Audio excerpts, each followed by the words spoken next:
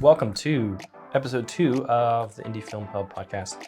Thank you guys for listening and watching. If you're on YouTube, if you have any questions you want to submit, you can submit them to hello.indiefilmhub@gmail.com. Today, we are talking about potentially 2 different topics, but we're going to mostly focus on... I looked back to try to find the title. What was it again? We're either doing pre-production and budgeting and that kind of stuff, or we're talking about finding your people, finding your crew and stuff. We can talk about either one. We talk about both. Let's do pre-production. Pre-production. Okay, so that's our topic for today. Very good. Pre-production and budgeting. And we're allowed to blitz the camera. I can just look right into the lens and just stare at the souls. Yeah. Okay. So Great. the podcast portion obviously will be audio. Sure. So If you want to watch this that on person video, has heard me talk about it. go to Indie Film Hub on YouTube and watch this as well. But or it's just 2 guys sitting in a room, so nothing too exciting. But yeah, so we've got pre-production and budgeting, and this is more focused on kind of the smaller budget, under 50,000. I guess SAG micro budget, 50,000, or commercial stuff, maybe talking short film kind of stuff. Short film, commercial stuff. And certainly all this would apply to features too, just add days. Yeah. I guess this could probably go up to like 300,000, since some commercials are kind of around commercials that. can be they can be very expensive. But for where we are in our market, that's kind of what we're dealing with. A lot of, I guess, but you've worked on some actually bigger productions as well, but you haven't had to produce. Yeah, so I haven't had to budget produce some of the larger. So I've done some stuff with some major companies like Google and PlayStation. I've more really been on the kind of line producing, the day of producing kind of stuff. So I've not been privy to those budgets too often. But when I have been privy to the budgets, especially with commercial or client work, usually it's sort of a negotiation of the client saying, we have this much money, we want to execute X, Y, Z. The creative company saying, we'll do ABC. And then we try to figure out, how can they do those 2 things? So sometimes the client will be like, yeah, this much money, we want to do this. It's like, we can't do that, but we can do this. So usually there's already a set amount of money. And so you're just constructing everything else around. In general, makes it easier to have that known number. It is much easier to have a known number, for sure. Then, instead of trying to so for commercial work, it's kind of nice because usually there's a known number. And like I said, this is what we're going to spend. And then you're reverse engineering it from there. So you're determining what that would actually cost. And how to get things done. So knowing your numbers is like, how much does your DP cost? How much does your producer cost? How much does the AD cost? How much does the camera assistant cost? Do you need all those people? What's the gear rental going to be if that's what it is? So those things, figuring out those things is sort of one of 2 things. One, you already know your people. You've worked with them. You have a network. And so you know those costs just going into it. Alternatively, the other way of doing it is you can look up the IATSE website or the SAG website, and you can find out just like what going rates are for those certain jobs. Tier 1, Tier 2 films. Exactly. Yeah. So that's just a little bit of research. Again, the IATSE website, SAG websites, they have a tab and it breaks down everybody's job, how much it costs, for how many days, etc. You don't necessarily have to go union. If you do go union, you have to build in something called fringes. And that's a certain percentage on top of what they are already making per day that you as the production company have to pay towards their union. So you're helping pay for their healthcare, helping pay for... Yeah. P&H for SAG, yeah. Yeah, so... That's 21% for SAG. So yeah, they just changed the rates for that. Okay. We were working on this short film that we're going to shoot in February, but that went up from $216 to $231, but we also had to pay the P&H. And then if you want to interest more higher known, or I guess whatever... Oh yeah, more renowned characters, bigger name offer people, more, and also give them different credits. So for the most part, you're ideally working in a scale. Probably for the people who are listening to this and for our conversation, like you're talking to people who are already willing to work for scale or already are at scale. So that's a whole thing, building in fringes. But a lot of budgeting softwares will have fringes like sort of built in. You just tell how much it is. Like if you have the Celtic subscription, which does screenwriting and there's a script breakdowns and schedules and budgets, they have just a button. You put in how many the fringes are, and it automatically calculates it. Like it's real simple. What's nice about that budget too is like the Celtic budget, which I'll give a little praise to. Again, it's part of the subscription package, so maybe that's something you want to be subscribing to for a year. But if you know you're going to be doing something relatively big, it might be worth subscribing to for a couple of months. But it has like the estimated budget, the actual number, and then the difference, which is always a great thing to have. So you're like, okay, I've estimated $500 for this line item. It actually cost $472. It's like, okay, so we got a difference of what, $28, I think. And so that's kind of a nice thing to know. And I'll tell you, like, it'll even highlight that section green or red, depending if you're over or below your budget price. So that's really useful because now I got $20. I can move to this other thing because inevitably something costs more than you think, and some things also cost less than you think. So some things are very easy to know. Like how much your gaffer is going to cost. It's going to cost X dollars per day. You're shooting 3 days. Bam, that number is pretty much locked in. Maybe you set aside a little bit for overtime. Ideally, you don't go to overtime. What's hard is like craft service. It's like, well, how much food do I need, and what does that cost? What does production design cost? Sometimes you have real specific numbers on like, okay, this piece of art, this piece of clothing, or this piece of furniture is going to cost this much money. I'm not going to slow down. I can't slow down. I talk very fast all the time. I just have a pen in my head. It's like, okay, well, we overshot the intro question, way past but I also didn't even introduce you. That's true. We'll come back to me in a second. I'll finish this thought, and we'll start this part over again. So that part is you're kind of guessing. You want to do some researching and look in, or you're taking a lump sum. You're telling your production designer, hey, you've got $1,000. Good luck. And so there's a negotiation thing. There's more. That's a spot where money you might need to put more money in if something else costs less. So you want as much research in that as you can, but that's the hard space is things that are a little more nebulous. Yeah. Yes. I'll pause there. Okay. So we touched on a little bit of everything that we're going to talk about. Yes, you did. All in one. But the initial thing for pre-planning and production,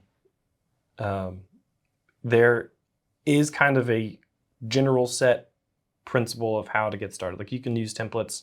There's lots of things that kind of give you a basic understanding. I know Studio Binder has like a downloadable budget template. It's a great one too. And if you go into that and just look at all the options that they have for different line items that you can look at, and if you're not familiar with it, you can look at what those are and try to figure it out. You don't have to know everything. Some of them are kind of specialized, but there are some general ones that you definitely should know and how they land in the budget, as opposed to just kind of being all freewheeled. I'm going to jump on a Studio Binder thing too, which is really nice. So much like the actual, and I think I was talking about with Celtic, you can program that into Studio Binder too. Like just change the total to being like estimated, make another column, call it actual, and then put a third column called difference. And then if you know some basic, Excel stuff, you can teach it and tell it to go, okay, determine the difference and from these two numbers, and then bam, your whole thing's built in. And the Studio Binder one's free, which is terrific. Yeah. Just a little extra legwork.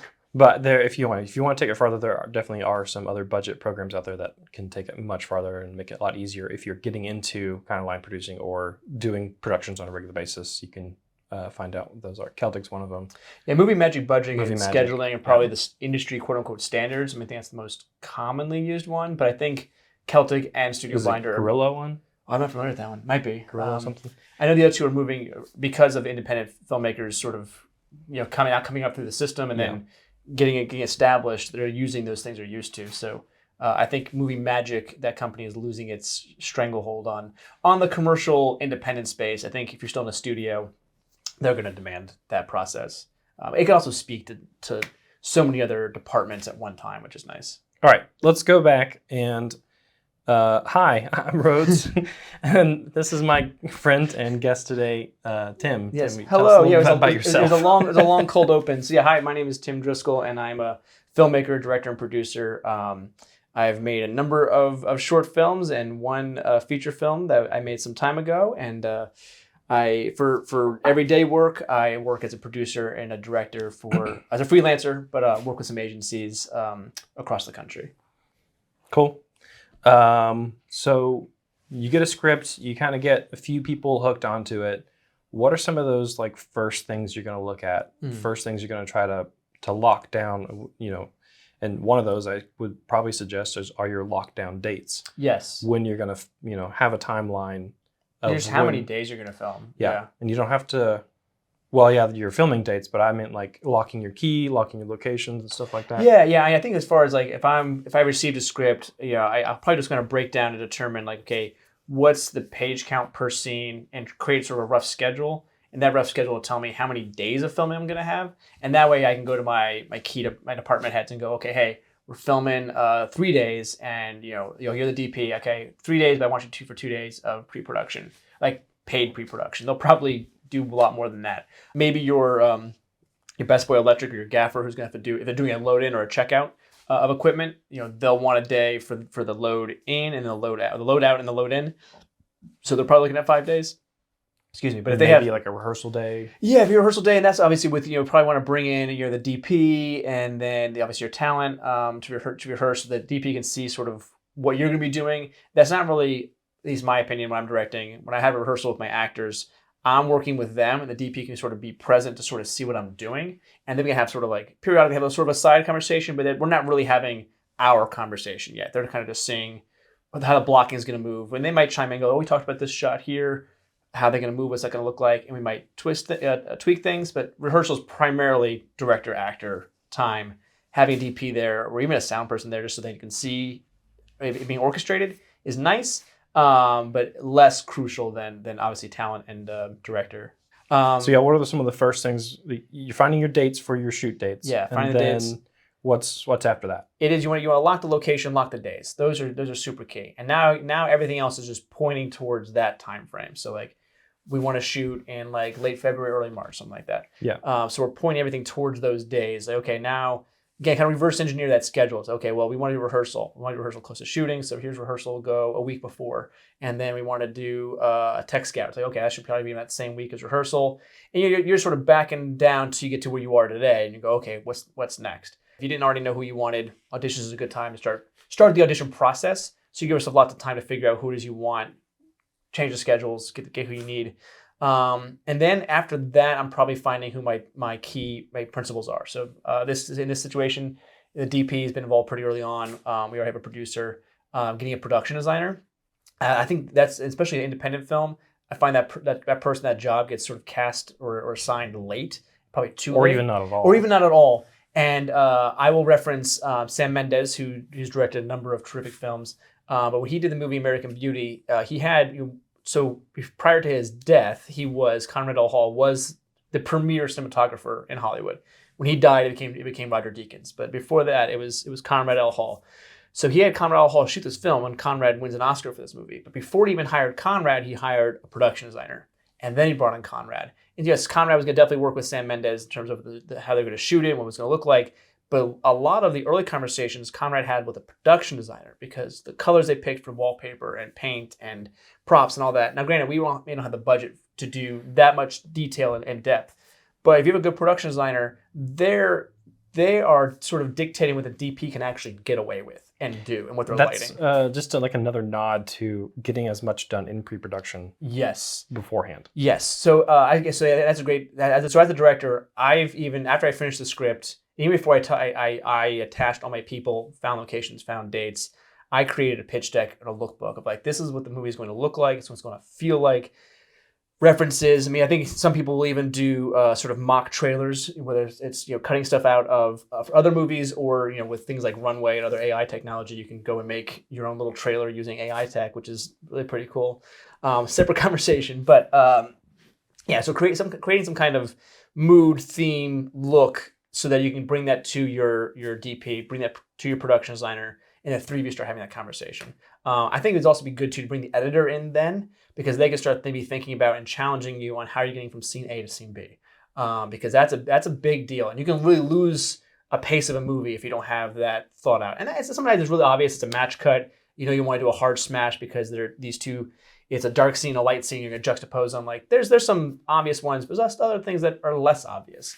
So I think bringing those people transitions are really hard, but that's a whole 100%. Transitions is another conversation, and they are hard. Yeah. They need to be thought through, and that's why it's good to be bringing in, like, if the DP and editor and you are having that conversation early, like, you can really structure a really cool transition in and out, whether it's through camera movement or lighting or whatever it is. So I think those four, so the director, DP, production designer, editor, like, these are probably your four most important creatives on the project. There's obviously an hierarchy, but you can't have ego in this project because No. even when you're creating your pitch deck, your lookbook or whatever like that, and then you have your script, but you've got to send it out to all your friends and family and other people that you trust. You're constantly switching this, and that's kind of early on for us. Is we sent out the script to lots of different people and have made 10 revisions before we even did prop breakdown, stuff like that. Sure.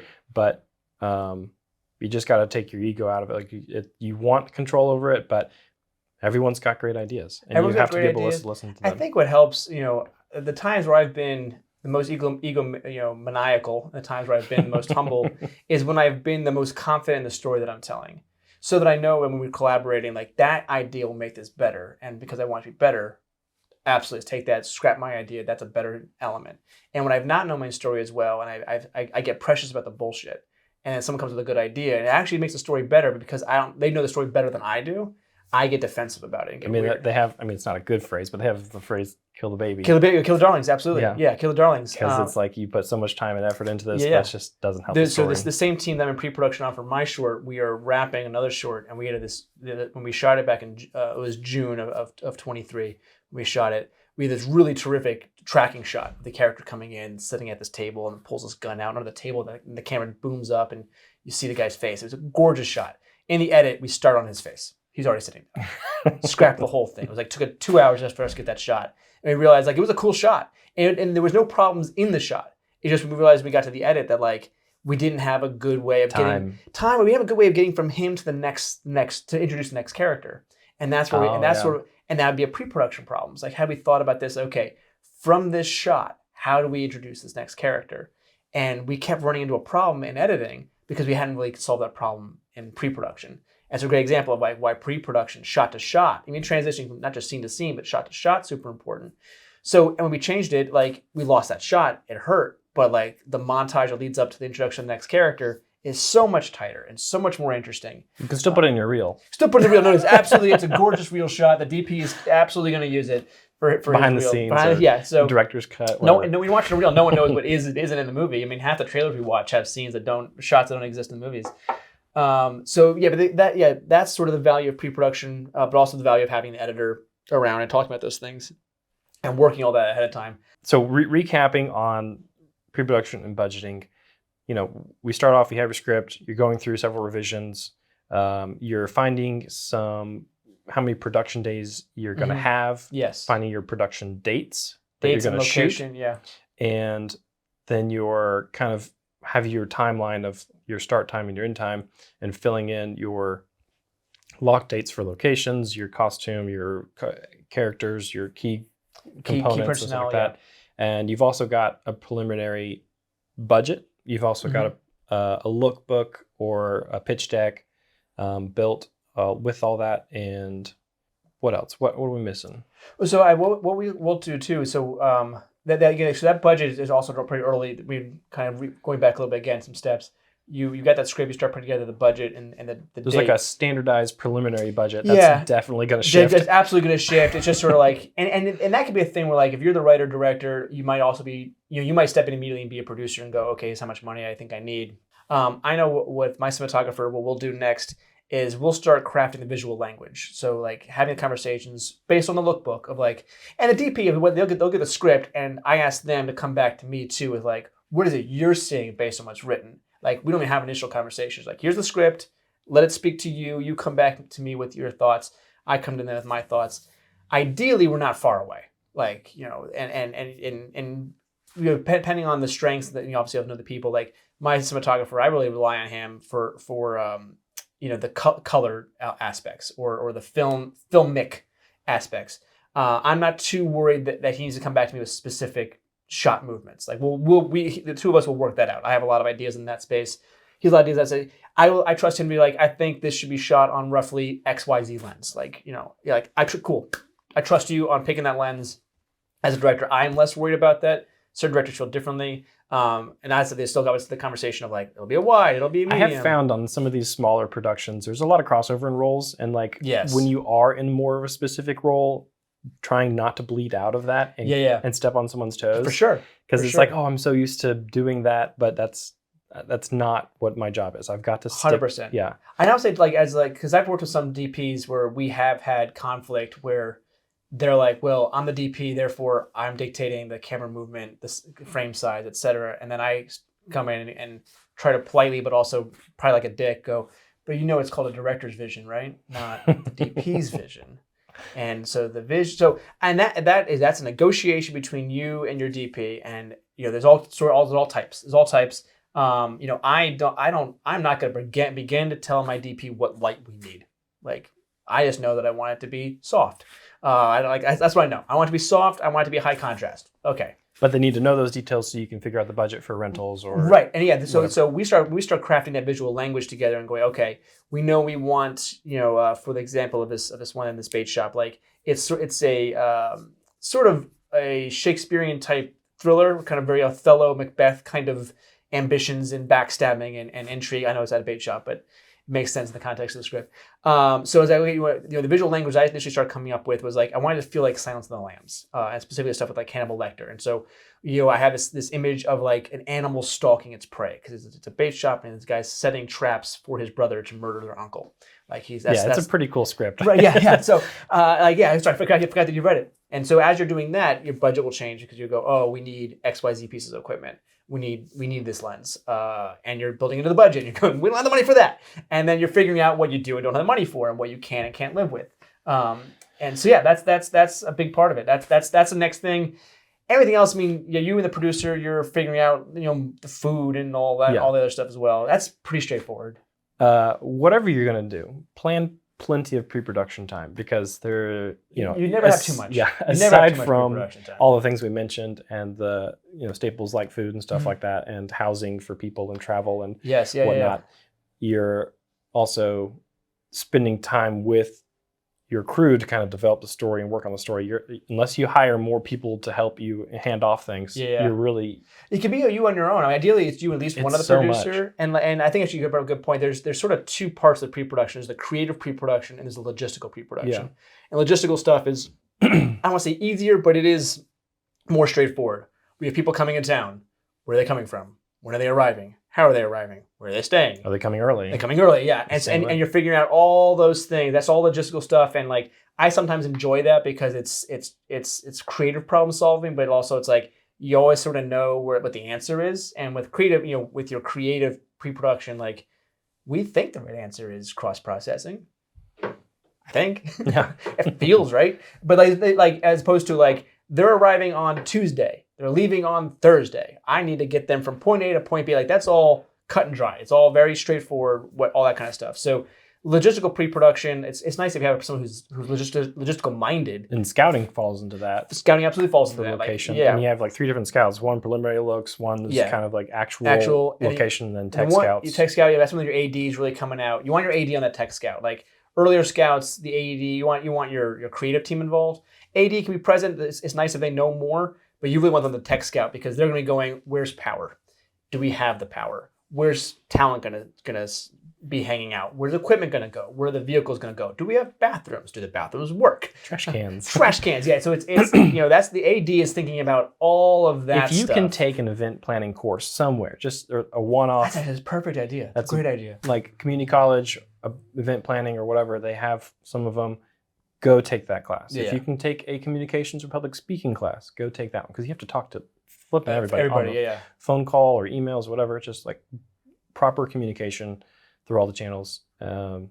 Just go do those. When I do get to AD, the one part I like about it is I don't have to think about any creative decisions. I just have to think about all the practical decisions, like all the practical problems. And that's all I have to think about. Like, all right, great. Like, I don't have to even give a shit if the movie looks good. Like, I just have to go, okay. What's next? Where are we going next? Do we have that thing? Or is calling the second AD if I have that person, be like, hey, has talent arrived? Are they in wardrobe? Are they in makeup? If you don't have that person, then you're making sure that all that happens. That's day of stuff. That's not pre-production. That's day of stuff. But things are like constantly shifting throughout the entire process. There's a few things you can kind of really for sure lock down. But even up to shooting, you're moving things. And I find that everyone that I bring on wants as much information about what they're doing as soon as possible. Yes. So like even we've hired our makeup artist, but they want to know like who the actors are. Obviously, they want to know skin tones. They want to know Right. what kind of lighting they're going to be in, what the locations are. They want to know all that No, information. and that's because that'll influence what they're and that, doing. again, it's Special a great effects. point. Yeah, special effects, stunts. I mean, really, If they're sweating, they're sweating. Yeah, they're sweating. Yeah, what's the that's sun going to different be makeup like? right there. Yeah. Like, really, you want to be thinking about just everything that could occur during the course of shooting, both positively and negatively. What's the worst thing that could happen? What's the best case scenario? And prepare for obviously the worst case scenario. And it's a great point. Like, the more people you can start bringing in, when the things are ready, you want to be you want that script pretty well locked, as much as possible when you start bringing in the additional crew, so that you're not changing the information on the costumer or the props master or the makeup artist, or if they're all the same backups. person. Have backups. Like, okay, we know we're gonna do a blood effect thing here. Make sure wardrobe has 3 of those shirts so that we can do it again. So you definitely obviously all pre-production is going to depend on what your script is. If it's 2 people in a room having a fight, okay, there's going to be less things that you have to think about or worry about.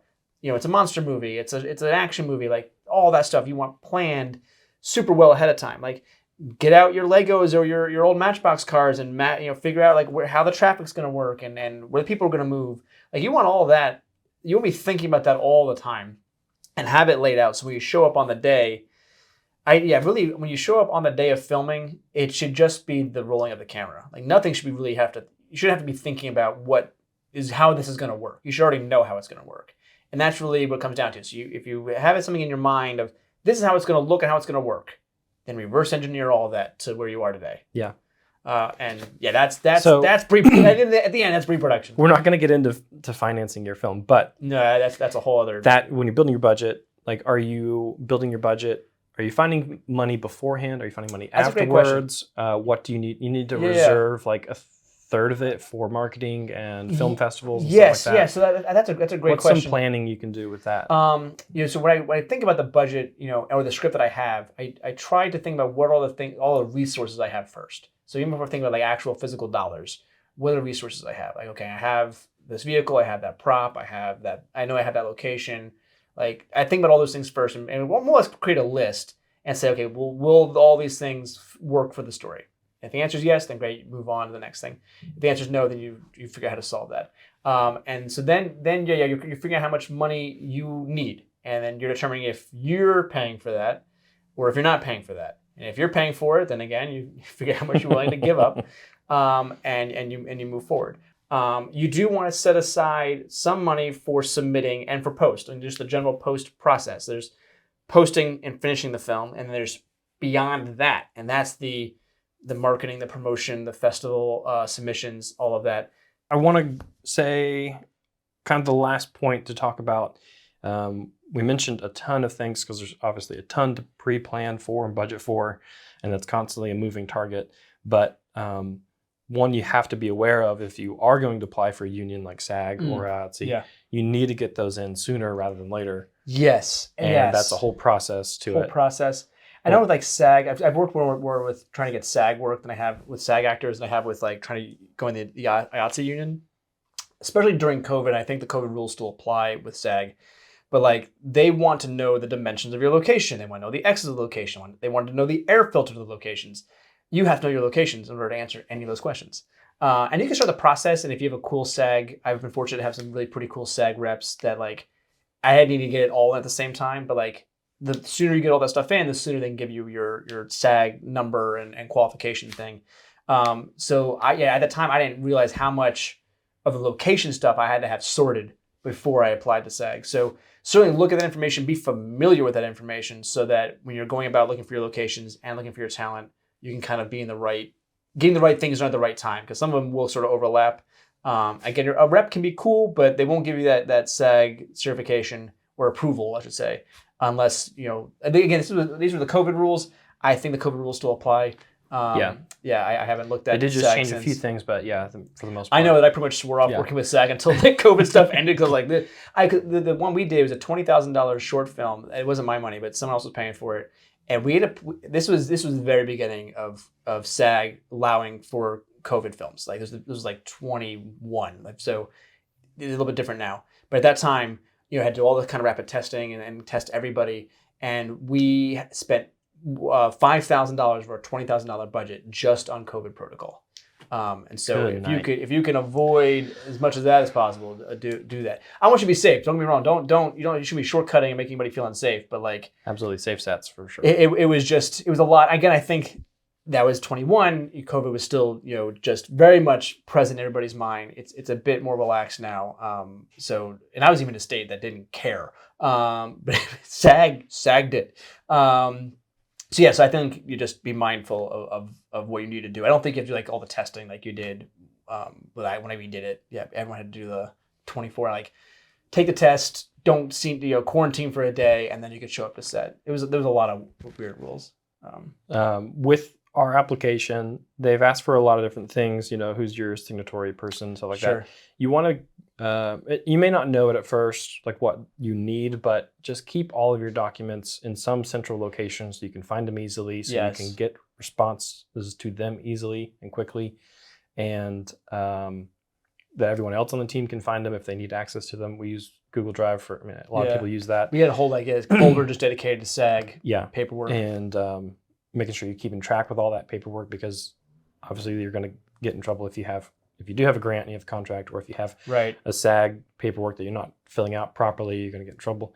So you really need to make sure that all of that is neat and orderly and organized, and everyone knows where to find it and keep track of it. Yeah, I think that just applies to in your pre-production thing when you're building out, like having a Google Drive folder or whatever it is you want to, ideally a cloud-based one, Dropbox, but like having that numbered, foldered, and then named so you know exactly where everything belongs. Like, okay, here's where our marketing material is going to go. Here's where our lookbook stuff, mood stuff's going to go, and call sheets and schedules and prop lists. Like having all that stuff really, really clearly organized is just a huge benefit. Even before you've even attached everybody, at least have those folders built out. Very producer kind of thing to do. But again, I'm presuming that you were the writer, director, and producer of this thing. Not presuming that you have somebody next to you who's going to produce. Though I would really recommend you having a creative team. Ideally, is where you're at. It's quite a lift not have a team on board. Because even I've produced a number of things by myself, and it's so much more fun and so much easier if I produce with other people. Even if that producer is like also the DP and also the editor. Okay, but we're all doing it together. We're all building the story. And you don't feel overwhelmed. You don't feel overwhelmed. And you learn to trust. Learn to trust other people. You get other good ideas. Like you're not just following one. Well, in this case, I follow lots of rabbit holes, but you're not just following one trail to get to point A. Like you have other people going, oh, we have lots of avenues to get to this destination. Having a network of people is just. And even with huge. that, like even just having a mentor, somebody you can ask questions to. Absolutely. I mean, did you have anybody that you could ask questions to? No, unfortunately, that's been a place in my career that has been a point of frustration. I know I've called you for questions, which is great. And I'm so grateful that I can be there for you and a few other people that I've been able to be there for. I've had one guy. He was more of a commercial filmmaker that I would get to ask some things, but we were pretty close where we were in our career. So he was able to tell me things and mentor me in spaces that I was less familiar with, and has maybe a better director with showing me sort of how their agency goes about, putting together the books and putting together the process and asking hard questions. And that part's made me better. But he hasn't been so far ahead of my career that I didn't, there's only so much he knows that I don't yet, or hadn't already learned. But as far as as a true mentor that I can reach out to and like learn from, that's been I think part of that's just from where I've chosen to live and just the availability of those people. I constantly seeking out mentors, and they constantly say no. But conversely, when you find one, keep them. Yeah, no, absolutely. Conversely, because of that experience, send them over to us. Yes, absolutely. Because of that experience, though, I've been very intentional about trying to make myself available to mentor other people. So I'm glad that you have that. I'm grateful that you do call me and that I can be there to help you and give you my experience. I know when I came out of my feature and I moved back to Jacksonville, where I'm from. When I got involved with our Jacksonville Film Bar there, my number one thought process was I want nobody to make the mistakes that I made. Like I made some mistakes that I shouldn't have made if I had someone who just told me. Like if somebody experienced was just around, be like, don't do that. I would have saved money, would have saved time, heartache, a lot of crying, so much crying. So that's been a mentality of mine since. It's like, okay, I still want to make my stuff, but I want to make sure that if I can keep somebody from making the same mistakes I did, I want to be able to give that information out. So I'm glad we can do something like this. So like even just somebody who's new and newer to the experience. Certainly we've got people watching that we know who are closer to our peer level that like, this might be useful reminders, but they're kind of in a good space. But somebody out there, hopefully you're brand new and this is something that like, oh, this is useful and insightful information. You can avoid pitfalls that we've made. Exactly what we wanted with this podcast is we didn't want stories of filmmakers of how they got into it. We wanted actual tips and tricks and actual production experience being shared. And so if you guys do have questions, obviously email us hello.indiefilmhub@gmail.com. We're happy to share, answer any questions. Like I said in the last episode, I feel like the community really is very helpful and willing to answer questions, at the right time. Yeah. Maybe not while they're working. Yeah, at the right time. But we love helping people. That's kind of why we're doing this. So definitely reach out to us if you got anything. Absolutely. And if you want the show notes or any other resources, links that we've for Tim and anything, go to the website and you can find those there. And any last comments? Or I'm always open to answering any questions that I can. I'm not overly active on Facebook, but on Facebook I'm Timothy Ryan, not Tim Driscoll, which is my name's Tim Driscoll. Timothy Ryan is part of my name. But if you want to find me on Facebook, that's a place to find me. I'm no longer on Twitter, but I am on Threads now, which I think I'm Tim _in_the_well. In the well is my production company name that has no website. Well, you can find it on the show notes. Yeah, you can find show notes. You can find the show notes. I should know my handles. I don't. But please, you're more than welcome to reach out to me. That's yet another podcast. Yeah. Social media. Social. I'm terrible at it. You're welcome to reach out to me on those places, though. I do stalk on there. I don't post a lot, but I'm happy to answer questions if you have them and want to reach out in that space. So cool. Yeah. Lots into pre-production and budgeting. Yeah, probably listen to this on slow motion so you can hear what say. Hopefully it was helpful. We kind of went through a lot just because there is a lot to go through. And I get excited. Yeah. We'll probably do another one on this, probably because there is just so much. We'll probably break down, kind of be more categorized. But in the first few episodes, we just wanted to get the information out there to you guys. So thank you so much for tuning in. We'll see you guys in the next one. Go make movies. I don't know why I'm waving. Bye. Well, it's on YouTube if you want to. Oh, yeah, sure. Watch two guys sitting in chairs. I keep forgetting that it's on YouTube, that it's primarily a podcast.